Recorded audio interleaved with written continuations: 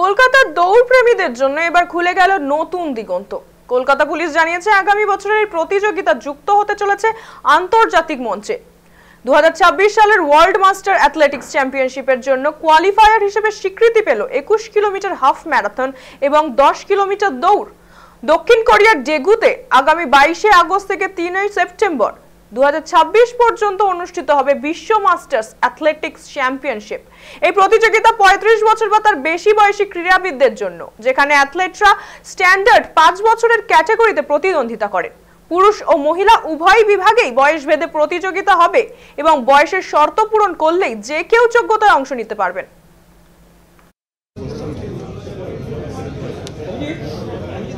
Baby Ghosh. Yes, the representatives of Mafi, please can you also request Alokji of Manipal.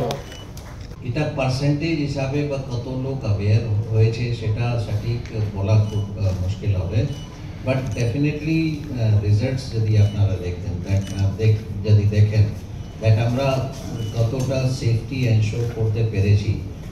I think মানে আমি যেটা বললাম that 50 দিন এখনো স্টিল বাকি আছে এই বছরে, but this reduction is somewhere around 15%.